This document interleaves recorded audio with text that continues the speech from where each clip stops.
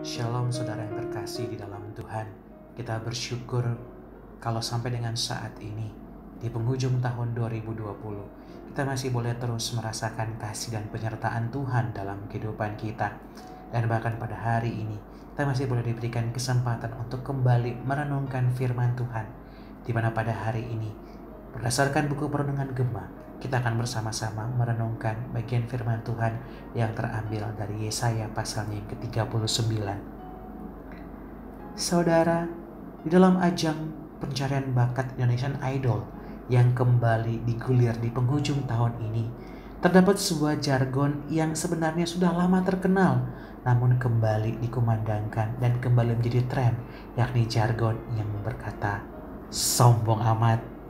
Ya saudara, jargon ini sering diperkatakan oleh Ari Lasso, Maya Estianty, Judika, Rosa, dan Anang Hermansyah selaku juri Indonesian Idol dalam sebuah konteks guyonan atau bercandaan ketika ada salah satu kontestan yang terkesan sedikit meninggikan diri ketika mendapat pujian karena memiliki teknik menyanyi yang baik, maupun ketika diketahui memiliki banyak followers di media sosial dan sering melakukan cover song di YouTube.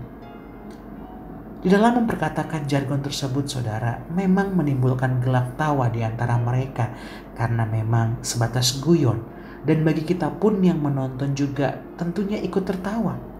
Namun pernahkah kita terpikirkan bahwa jargon itu sesungguhnya juga pantas disematkan kepada kita ketika di dalam relasi kita dengan Tuhan? Ya saudara, kita terkadang suka menjadi pribadi-pribadi yang sombong amat di hadapan Tuhan. Kita suka cepat sekali melupakan berkat-berkat dan pertolongan Tuhan dalam kehidupan kita setelah semuanya kita nikmati.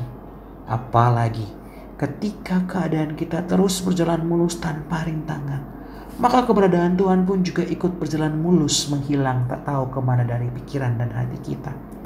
Kita terlalu enjoy dengan kesenangan dan merasa seakan-akan apa yang terjadi dalam kehidupan kita adalah karena kita, karena kepandaian kita. Padahal kita lupa saudara bahwa ada Tuhan di balik itu semua. Baru mendapat pujian sedikit, kalau kita mampu, kalau kita hebat, kita mulai tinggi hati dan melupakan Tuhan. Kita merasa bahwa pencapaian ini karena kita dan bukan Tuhan. Dan pada akhirnya kita sering menjadi pribadi yang egois dan melupakan segala karya dan kebaikan Tuhan. Seperti halnya Raja Hizkia, saudara. Pribadi yang awalnya dikenal sebagai raja yang beriman. Raja yang dikatakan dalam 2 Raja-Raja 18 ayat 1-7 melakukan apa yang benar di mata Tuhan. Raja yang dalam kesehariannya percaya kepada Tuhan dan tidak menyimpang dari jalan Tuhan.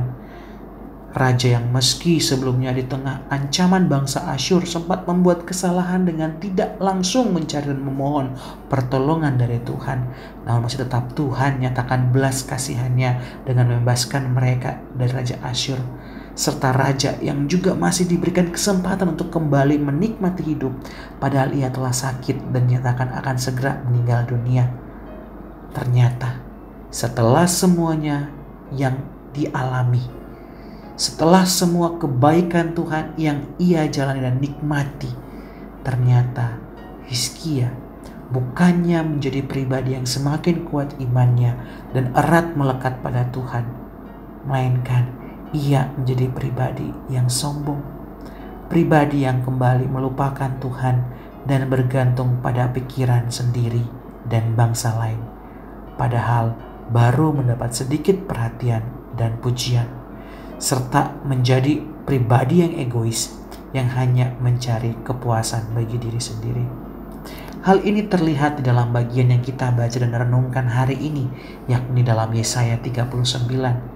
Setelah semua yang ia alami, serta kesembuhan dari penyakit yang seharusnya membawa ia kepada kematian, Hizkia kembali membuka dirinya kepada bangsa lain yakni Babel dan memalingkan wajahnya dari Tuhan.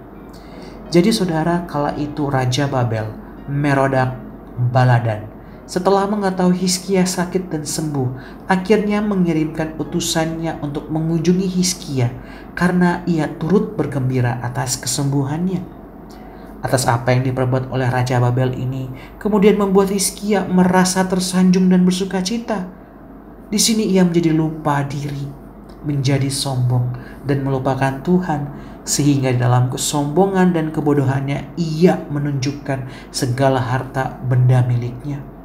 Dari perabot emas, perak, rempah-rempah, minyak yang berharga, dan gedung-gedung seluruhnya diperlihatkan kepada utusan Babel tanpa terlewat satupun.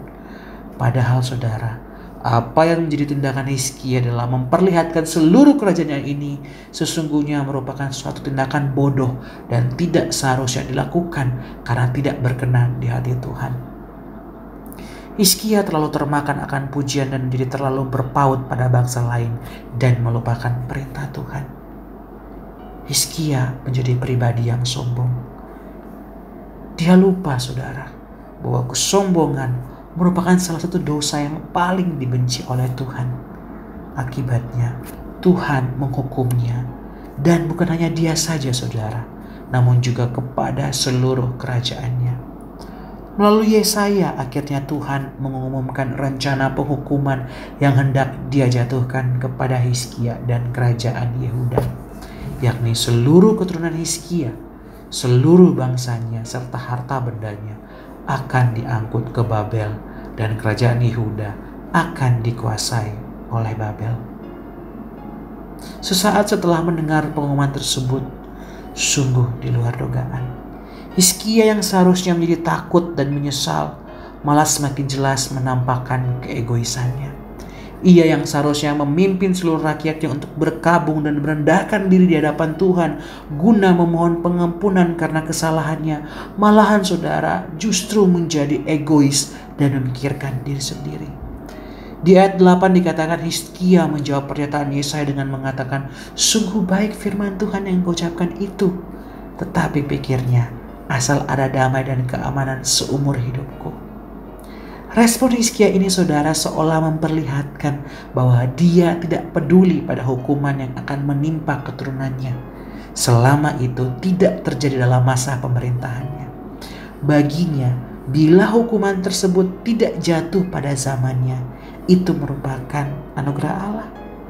Maka ia bersyukur atas penundaan hukuman tersebut meski nantinya keturunannya lah yang akan menanggung hukuman. Saudara, sungguh sangat disayangkan sikap seorang Raja Hizkia. Ia menjadi pribadi yang egois. Ia sombong dan melupakan Tuhan dengan menggantungkan hidupnya pada bangsa-bangsa lain, padahal telah banyak kebaikan Tuhan yang ia rasakan. Saudara-saudara yang terkasih, melalui kisah hari ini, mari setiap kita yang tentunya mudah memiliki kecenderungan untuk berlaku demikian, yakni mudah menjadi sombong, mudah menjadi egois, melupakan Tuhan, padahal banyak kebaikan Tuhan yang kita alami. Kita yang dalam kehidupan yang lancar cenderung baik selalu cenderung melakukan hal yakni melupakan Tuhan dan merasa Tuhan tidak begitu berguna. Kita yang begitu mudah terlena dengan pujian yang menyesatkan dari dunia. Apalagi kita hidup di dunia yang telah korup karena dosa dan sering menarik kita untuk hidup dengan gaya hidup yang dunia tawarkan, yakni hidup yang jauh dari Tuhan. Mari segera datang kepada Tuhan dan bertobat. Janganlah berlaku seperti Hizkia. Saudara, kebaikan Tuhan yang kita rasakan, pemeliharaan Tuhan yang kita nikmati sudah seharusnya menjadi pengingat dan kekuatan kita untuk semakin melekat kepada Tuhan dan bergantung pada Tuhan semata. Kita bisa bernafas, kita bisa melakukan segala hal itu karena Tuhan dan bukan karena kekuatan kita. Jangan menjadi sombong, egois, bahkan acuh tak acuh pada Tuhan dengan menjadikannya sebagai yang kedua. Melainkan saudara, mari kita terus pupuk iman kita. Kita jadikan Tuhan sebagai yang pertama dan terutama dalam kehidupan kita. Jangan sampai status kita sebagai anak Tuhan hanya sebatas status tanpa kesungguhan hati untuk mau hidup tunduk dan bergantung pada Tuhan semata. Melainkan mari saudara, jadilah anak-anak Tuhan yang benar. Anak-anak Tuhan yang sadar bahwa hidup kita semuanya milik Tuhan dan dikendalikan seturut dengan kehendak Tuhan semata. Sehingga kita tidak mudah tergoda pada kesombongan dan melupakan Tuhan. Serta saudara, janganlah menjadi anak-anak Tuhan yang egois, yang hanya memikirkan diri sendiri dan tidak mau memikirkan orang lain. Melainkan marilah menjadi anak-anak Tuhan yang benar-benar bertanggung jawab atas apa yang diperbuat dengan mengakui akan kesalahan dan meminta pengampunan dari Tuhan. Kiranya Tuhan menolong setiap kita. Amin.